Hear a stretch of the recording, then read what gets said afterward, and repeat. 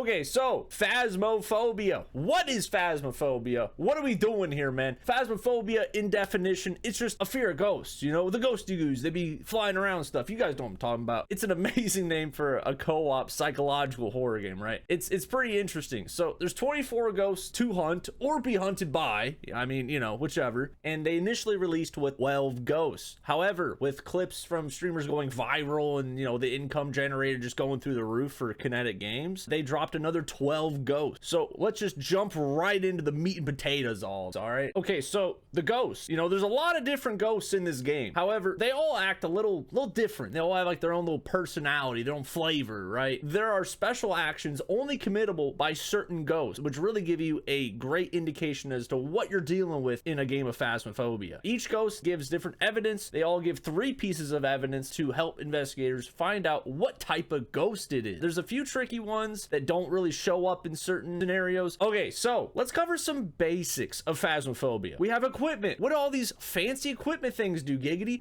What is this thing? It just makes beeping noises. What's going on, man? Okay, so the DOTS field. It creates a field of green lights that when placed can outline particular ghosts if they give that evidence. You can place this down and you see a ghost walk through it. You're like, okay, that is DOTS. You can check that off in your little journal book there. All right, so we have the EMF reader. This can detect EMF presence in the area used to obtain EMF level 5 evidence. So EMF is just interactions from the ghost. You can get EMF level 1, level 3, level 5. If you get a level 5 EMF, that is an evidence you can mark off on your book, and that is one of your 3 core evidence for this ghost that you're hunting. Okay, now ghost writing. It's a book you place down on the ground, and if it is within the presence of the ghost and they have that evidence, they can write in the book. However, sometimes they just throw the book and they have written in it already, so you have to find it sometimes. It's not always just sitting where you placed it. Sometimes the ghost gets a little angry and just throws it around, so you got to look for it. Very important for setting up a successful operation. Okay, so we have the spirit box. It is a fan favorite, very fun item to use in the game. So it's used to communicate with the ghost through questions. Now, you have to be within a certain radius of the ghost, so you have to know, okay, this is the ghost room. Let's go into the ghost room. Sometimes ghosts don't talk to you unless you're alone, so make sure you look into that. You know, tell all your buddies, hey, leave me alone. I'm talking to the ghost. I'm asking him some really important questions. And you're like, hey, what's your favorite slice of pizza? You know, what do you like on your burger? You know, all these things. You could ask it whatever you want. Probably get a not so friendly response, but that's Phasmophobia, I suppose. Okay, so thermometer. What does a thermometer do, Giggity? Okay, it's pretty self-explanatory. It displays the local temperature of a room, and this is pivotal as you can use it to detect freezing temperatures, which is one of the easiest ways to find out where the ghost room is in the house. You have to go around room to room. What's the temperature? What's the temperature? If you see that it is significantly colder in one room than another, you might be looking at a ghost room. So do some more investigation in that room. Okay, the UV light. Now, what is the UV light? We've seen in movies and shows all the time. What's going on in this game, though, in particular? It's used to reveal fingerprints and footprints created by ghosts. This gives you great evidence you can take pictures of, get lots of good money so you can buy more equipment and upgrade your equipment to make it the most useful that you can. The UV light's great because you can figure out really easily, oh, this thing has 6 fingers.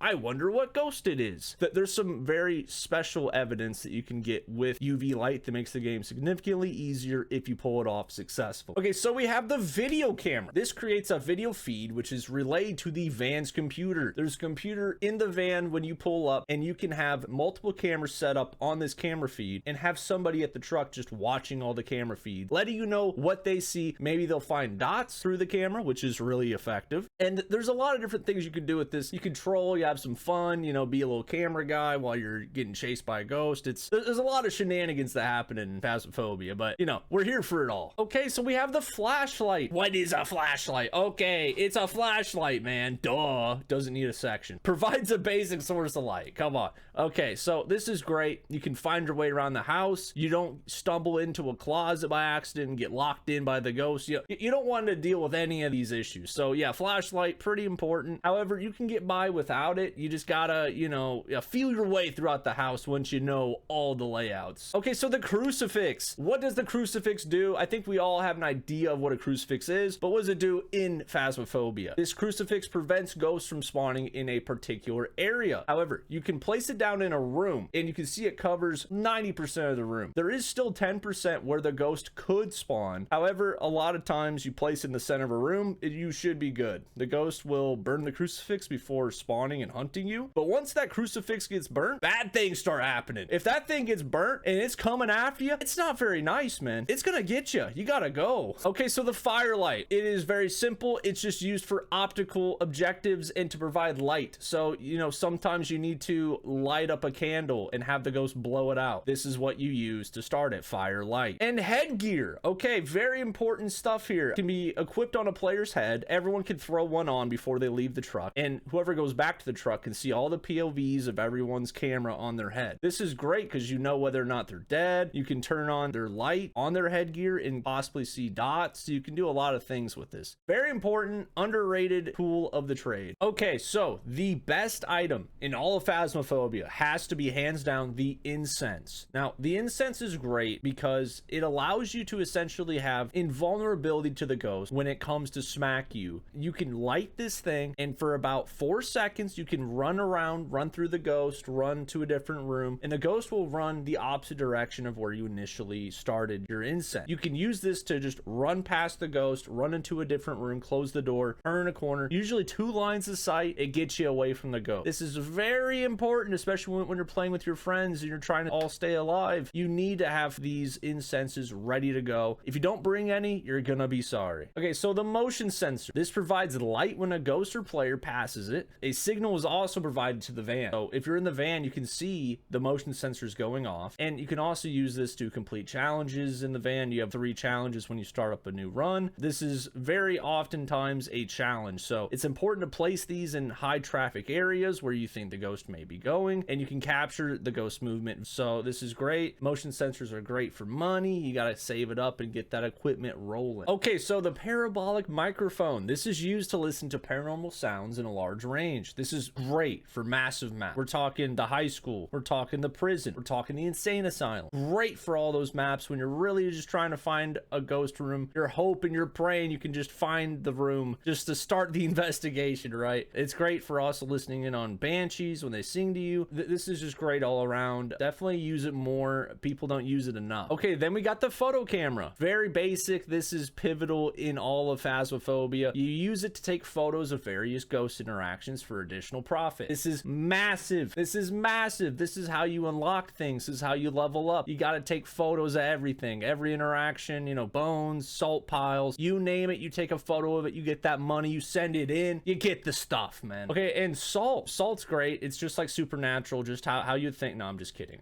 Salt piles are great for making money and for telling whether or not this ghost can leave footprint. Now, sometimes you place a bunch of salt piles in a ghost room, you don't get any footprints. You start thinking, there are certain ghosts that, you know, are not very keen on stepping in salt piles. So look into that as well, but we'll cover all of that in the future. Okay, so sanity medication. Very important as it restores your sanity. Depending on the difficulty and what you have your settings set at, it will differ how much sanity you gain from each pill bottle. It's very important to stay sane so you don't have ghost chases when you're trying to just figure out what room this stinking thing's at. But yeah, use them wisely though. You don't want to use them all and then not know where the ghost is still and then have to go back into the house and get insta hunted. You don't want to do that. That's how you die. Okay, so the sound sensor. This detects near inaudible sounds in an area and relays that data to the van. The van's very important if you haven't figured that out yet. Make sure you have somebody go back to the van somewhat regularly and check this data. Let you know what's going on. There's a lot of things you need to get down in a competent squad. Okay, so last but not least, the tripod. It is used for a mount for the video camera. This is great as you can pick up the tripod with the video camera on top of it and carry it around as one full unit. And then when you want to place it, you just simply drop it at your location wherever you're looking, and the van will be able to see what you see through that video camera. It's great for having a truck person. You need someone out there checking it. You got a lot of data out there you're leaving on the table. You got to go back and you got to check the data. Okay, so now moving on to the van equipment. Now, the van equipment, there's not a lot in there, but it's very important. Please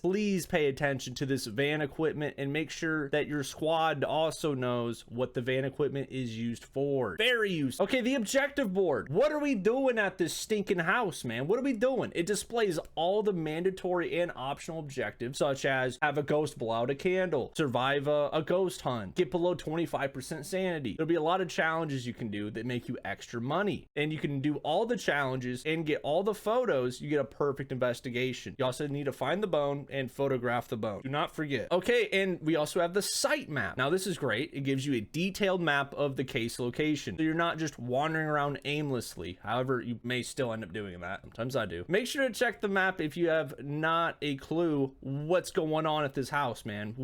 This is such a massive place. What are we doing here? Look at the map. Okay, sanity monitor. You got to see if you're going insane in the brain, man. Okay, it provides a real-time summary of all player sanity levels. Now this will flex, it will vary, it will go up and down about 5% or so, given, you know, how much you're actually at. What does this do for you? This can tell you a lot of things about the ghost. If you're at an average of 90% sanity and you get hunted, there's only really one type of ghost that can do this. All right, we have a demon. It's a demon. Get out, go. Okay, so we have the site activity mod. This displays ghost activity anytime a ghost performs an action. High levels indicate ghost events or hunts. Sometimes you'll see the activity spike from 1 to 10, sometimes back to 1, back to 10. This may prove to be a piece of evidence. However, you can disable this for more points. And it is generally nice to have on, so you can kind of tell, oh, that thing's probably hunting my friend in there. Hey buddy, are you in there? Psh, over? Psh, nope, nothing. Okay, yeah, he's probably dead. You might need to pack it up and leave, to be super honest. Okay, so we have the computer that is in the van. What does this thing do? It allows you to view on-site cameras, including any active video cameras you have. So this is the tripod with the video camera. You can see all of that. You can see all the little headlamps when people have those on. You can see all these camera angles. It's kind of like seeing a horror movie happen in real time. It's pretty cool. I definitely take a look at it. This is also how you can safely find out if you have dots. Now, dots is very important, as it can tell you a few things about this ghost. It could be a mimic, then you'll have a bigger issue, but we'll dive into that. Okay, so the sound monitor. This is great for allowing you to connect to the sound sensors that you placed inside the house. This will give you indications of the sound levels of each room. Sometimes it's a noisy ghost, you know, sometimes he's throwing stuff and not being really nice, like a poltergeist. This allows you to see it in real time and understand what's going on. All right, now last but not least, the clipboards. This shows the current daily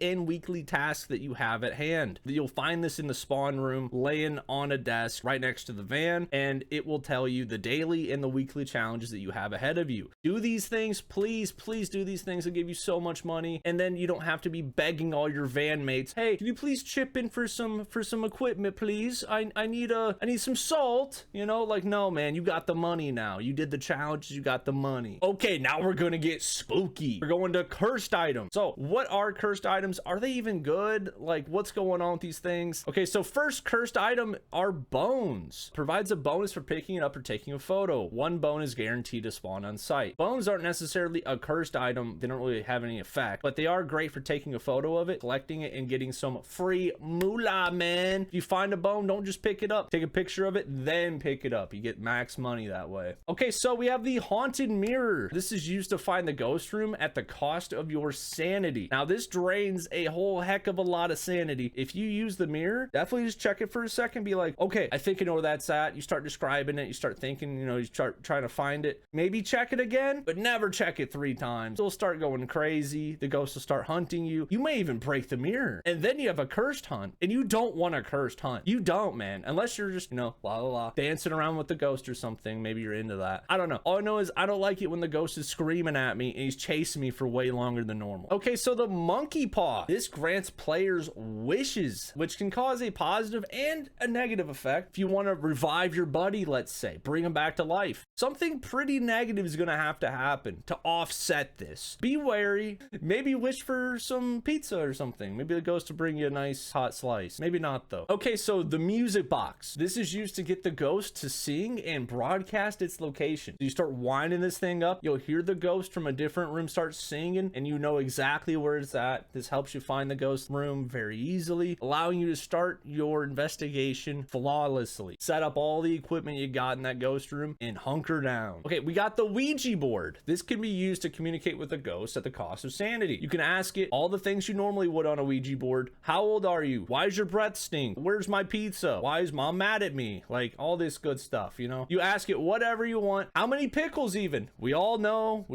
But yeah, you ask it whatever and it'll give you some answers. answers, maybe, or it'll just scream at you. Sometimes that's kind of fun too, though. Okay, we got the summoning circle. This is used to summon and trap the ghost, which will also be followed by a hunt. It's kind of funny sometimes to do this with your buddies not knowing what you're doing. They walk into the room and they see that there's a, you know, a cursed hunt. Not good thing, but it's kind of funny. You can trap the ghost for a second, get a photo of it, especially helpful when you have the challenge for it. You just got to get lucky though, because you get one of these randomly, or you can just disable all cursed items, which sometimes I do for more money. Okay, we got tarot cards. Provides different effects on the team and on any nearby ghost. Each deck comes with 10 random cards. You flip through them. It's kind of fun because you're gambling with your life, literally. You can get a card that just kills you, get a card that just summons the ghost on a cursed hunt. You can get more sanity back sometimes, or lose some sanity. I mean, a lot of them are pretty bad for you, but they are a lot of fun to just start ripping, you know, just start ripping the tarot cards. I love doing that. Okay, so last but not least, we have the voodoo doll. Now, the voodoo doll is used to force the ghost to perform an interaction or hunt. You know, this one's pretty straightforward. You know, you mess with the voodoo doll, you put the pins in it, and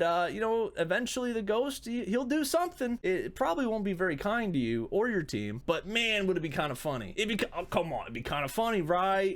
Yeah, I'll do it. Okay, so we're moving on to individual ghosts. We're gonna cover all 24 ghosts, what they do, what their specialty is. We're gonna see how unique all these 24 are and help you find out which ghost you're dealing with in your game of Phasmophobia. Let's dive right into it. Okay, so ghost number 1 is the Spirit. The Spirit is a basic ghost with no special powers or skills. It's essentially the baseline ghost to measure against all the other 23 ghosts in Phasmophobia. They have like no unique behaviors. They're lacking these defining traits that can sometimes confuse investigators, as they can be mistaken for many other ghosts that share 1 or 2 pieces of evidence. When using an incense or smudging as a paranormal investigator would deem it, the Spirit will be prevented from hunting for 3 minutes. This is very basic standard stuff here, something to keep in mind. Okay, so ghost number 2 is the Banshee. The Banshee will target only 1 player at a time, and there's also an increased chance of performing a sinking ghost event, which is pretty unique. And if you see one, you're like,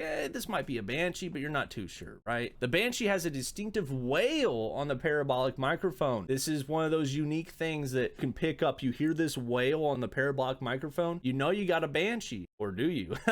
The Banshee's hunt threshold is 50%, but only checks the target sanity as opposed to group average sanity. And the Banshee will drain this single target sanity much faster than others in the group. This could lead to early chases that may have you guessing if it's a demon or maybe a fae. There's a lot of questions. Or it could be a mimic. This could be a mimic too. You don't really know. Oh boy, ghost 3, the demon. We love the demon here. The demon is a bit of a loose cannon. Demons have an ability that allows them to automatically start a hunt regardless of current average sanity. This ability is quite funny to watch though as it unfolds, as new players are caught with their pants down not even a minute into the investigation. This ghost does not need a line of sight on you to initiate a hunt either, mind you. Along with this, demons have a normal hunt sanity threshold of 70% as opposed to the normal 50% average sanity threshold. Similar to how the media portrays demons, they also suffer when met with the crucifix. Demons are less aggressive near one. In addition, the crucifix range is 50% larger than placement range indicator, which would be unknown to the player if you're against a demon. Demons are very scared of crucifixes, which is very fitting, and it really makes me happy to see that. Okay, ghost 4, we got a Deegan. Now, the Deegan, I think, is one of the most terrifying ghost concepts that they have. It's a ghost that always knows where you are, so you cannot hide against this ghost. That sounds kind of OP, you may think. The Deegan has one massive weakness though. The closer it gets to you, the slower it moves. So once you know it's a Deegan, the ghost will not be able to catch, as it moves far too slow to keep up. So when standing within 1 meter of the Deegan, you have a 33% chance to receive a unique response, which would entail heavy bowl-like breathing instead of normal responses. This is pretty neat. Another special evidence that you can help determine what kind of ghost you got. So on the spirit box, you're talking to it, it may give you this unique response, which would be like, okay, Deegan, guys, it's a Deegan, be careful, like we gotta get the other evidence to make sure, but yeah, it's a Deegan. This is a very easy way to deal with it before, you know, you get creeped up on in your hiding spot and he pulls up like, hey, what's up, hello. Okay, ghost number 5, we got the Goryo. The Goryo can only enter a dot state when nobody's nearby. Its dots, the silhouette, can be only seen through a video camera and cannot wander far from its room or change favorite room. This is important as sometimes a ghost can change its favorite room. You know, it puts all your hard work into setting up all the equipment in that room to waste. Okay, so this cannot move. It cannot change rooms no matter what. It's amazing for that aspect. However, it's really hard to kind of figure out what it is. You can only see it through a video camera, through dots. You can't see it in the room with it. It's very unfortunate, and it's really shy as well, so it's a whole thing. But you know, you go back to the van. That's why the van is so powerful. You go back to the van, you take a peek through the video camera, take a little breather, get a drink or something. You can figure it out a lot easier like that. Okay, so ghost number 6 is the Hantu. The Hantu will move faster the lower the temperatures are. Warmer areas slow the Hantu's movement speed and will produce freezing breath during a hunt if the fuse box is off, and will never turn the fuse box on. If you have the ghost and it turns on the fuse box, you know for a fact it is not a Hantu. You know for a fact it is not. Now, it might be a Jinn. Jinns like to turn on the fuse box because it enables their power, so keep an eye on that. It will move faster the lower the temperatures are, okay? So keep this in mind, as there are a few ghosts that have differing speeds. Hantu's one of them, but you could get it really mixed up with another ghost further down this list, such the Jinn. You may think, oh my gosh, he's moving so fast. Oh, now he's moving so slow. I don't know what this thing is, you know? Might be a young Thay or something that moves really fast, but now it's moving slow because it's an old Thay. There's a lot of different little nuances that you pick up as you play, but having this baseline info will definitely help. Okay, so ghost number 7, we have the Jinn. The Jinn travels at a faster speed if a distant player is in line of sight with the fuse box on, but cannot use his ability if the fuse box is off. The Jinn will never turn the fuse box off directly. So same thing as the Hantu. Hantu will never turn the fuse box on. Jinn will never turn the fuse box off because that helps him. He will never turn it off. You know, if you see that the fuse box was turned off by the ghost, you're like, okay, so this is not a Jinn. Jinns cannot do this. So keep this in mind. Okay, ghost number 8, we have the Mare. The Mare has an increased chance to attack in the dark, and turning the lights on will reduce this chance of an attack. The Mare will occasionally turn lights off right away and will never turn lights on. So if you see a ghost and it turns the light on, you can mark out Mare. Mare cannot do this action. So this is another really key piece of evidence that you're looking for in the Mare. Okay, so ghost number 9, we have the Moroi. The Moroi moves noticeably faster at lower player sanity and can curse players, making them lose sanity quicker than usual while in the investigation stone. Incense blinds the ghost for 50% longer during hunts. The Moroi, it's interesting because if you talk through the walkie-talkie, it can curse you through that and make you take way more sanity than all the other players. So you may think Banshee off the bat, but Moroi can also, you know, sneak in there too. So if you have the sanity monitor enabled in the van, you can check this and narrow it down to the Moroi or the Banshee, which you can check with a parabolic microphone as well. Okay, so ghost number 10, we have the Myling. The Myling produces quieter sounds than all the other ghosts during a hunt and produces paranormal sounds more frequently on the parabolic microphone. So this can kind of trick you with the Banshee because you hear something different on the parabolic microphone. You're like, this could be a Banshee. But Mylings can also mess with you there. They're also substantially quieter than all the other ghosts in the game while hunting. You don't really hear a whole lot, but you know it's hunting. You know, you might have to think a little bit about it. You know, it might be a Myling, could be twins, could be a mimic even. But yeah, it's something to keep in mind for sure. Okay, ghost number 11, we have the Obake. Oh, the Obake is one of my favorite ghosts in this game. It has a chance to not leave fingerprints when interacting with something. This is for good reason. May leave fingerprints that disappear quicker, also for good reason. The Obake has one massive weakness. It has a small chance of leaving special fingerprints that contains 6 fingers instead of 5. Can quickly shapeshift into another model during a hunt. So these are 2 very key factors. If you see 6 fingers on a door with the UV light, you know it's an Obake. You're getting out of there. You know it's an Obake. Okay, so ghost number 12, we have the Oni. Oni has not a lot going for it. It has increased activity when players are nearby, however, are more visible during hunts. So if you see that they're very, very visible when they're coming at you, maybe it's an Oni, but that's definitely not enough to go off of. Hey guys, it was a super visible ghost. I really saw him. Like, okay, buddy. So there's not a lot to like hard evidence to go off of with this guy, but he also cannot perform the airball ghost event. So keep that in mind as well. Okay, so ghost number 13, we have the Onryo. A flame extinguishing can cause an Onryo to attack. However, the presence of flames reduces the Onryo's ability to attack. So it's a bit of a double-edged sword here. Okay, ghost number 14, we have the Phantom. Danny Phantom? Okay, no, I had to say it. I'm sorry. looking at a phantom will lower the player's sanity considerably. Will occasionally walk to a random player. However, taking a photo of the phantom will cause it to briefly disappear and is less visible during hunts. So if you take a photo and you don't see it in the photo, but you got a 3-star ghost photo, it's a phantom, brother. It's a phantom. Pack it up. We gotta leave. It's a phantom. We know it. Okay, ghost number 15. We have the poltergeist, the most infamous ghost in all of history. Honestly, the poltergeist is capable of throwing multiple objects at once and can throw objects at high velocities. However, they become powerless with no throwables nearby. You can take a bunch of the cups and plates, put them all in one pile, and kind of see what happens when the ghost goes by it. That will definitely help you indicate whether or not this is a polter or not. They'll start throwing hundreds of things and you're like, yeah buddy, it's a polter. Let's go, man, let's go. Ghost number 16, we have a Raiju. Now the Raiju moves faster near active electronic equipment, however disrupts electronic equipment from further away when it hunts. When you're far away and you have your little thermometer, it'll start, you know, blocking it out and you won't know what's going on, some distortion. You're like, okay, so something's hunting. But you want to throw all your junk. As soon as it starts hunting, you want to throw it all out of your hands just to make sure that it can't detect something that's on, that you don't have equipped, because then it'll know where you're at and it'll take you down. Okay, moving on to ghost number 17,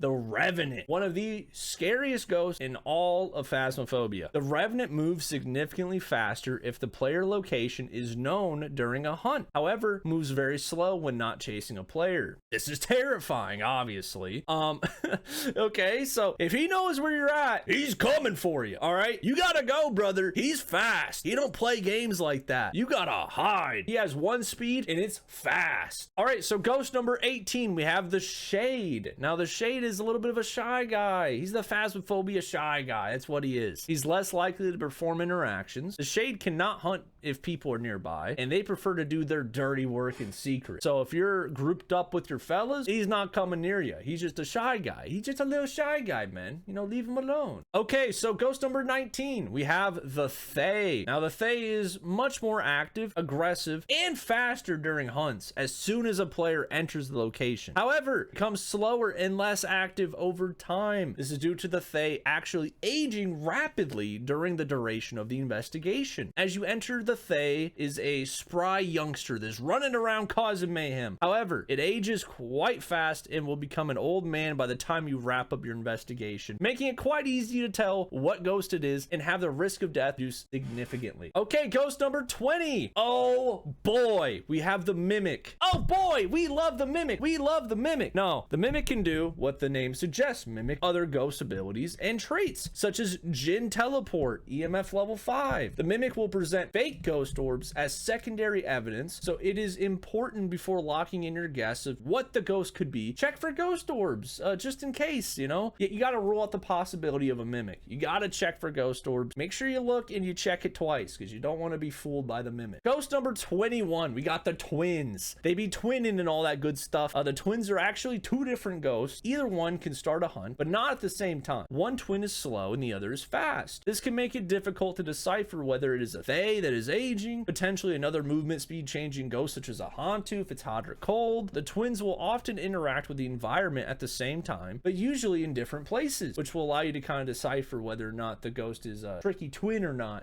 Same category as Mimic for me. Always so annoying. You're like, oh, I know what ghost it is. But then it's like, aha, it was just the twin. The twin looked like a Shade, but the other one looked like an Onryo. It's like, oh god, come on. Ghost number 22, the Wraith. The Wraith cannot be tracked by footsteps and will occasionally teleport to a random player. However, the Wraith will not step in salt, so be sure to salt the ghost room and see what happens. Now, this is one I was talking about where you place down a bunch of salt. Usually, if you place down the ghost room, it almost instantly gets stepped. Maybe within a minute or two for sure. The Wraith will not step in it. So make sure if you placed a whole bunch of salt in the ghost room and you're 100% sure it's a ghost room, he's not stepping in it for like 5 minutes, it's a Wraith, 100%. Okay, so ghost number 23, we got the Yokai. There's not a lot going on with the Yokai. Talking near it will anger it, increasing the chance to attack. So he gets a little all angry if you're talking in his room. However, the Yokai can only hear voices close to it during a hunt. So he can't hear, you know, your friend screaming in the other room Taylor Swift while you're being chased, you know. The normal things you see in Phasmophobia, of course. Last but not least, we have the Yuri. Ghost number 24, the Yuri. The Yuri has a stronger effect on sanity Sandy, which may prove challenging as the Moroi also has a drastic effect on Sandy. So does the Banshee, and when playing on harder difficulties, you may not have a Sandy monitor, so this ghost may prove quite tricky. The Yuri is not guessed very often. However, it is one you got to keep in mind. It's a little challenging, but you know, it's one of 3 ghosts that really has a drastic effect on Sandy, so it helps you narrow it down if you have the Sandy monitor enabled. Hey, thanks so much for watching the video. I really appreciate you. If you liked it, make sure to like and subscribe. Hopefully you'll see more content like this in the future. Thank you guys so much for hanging out, and I appreciate you. Catch you in the next video.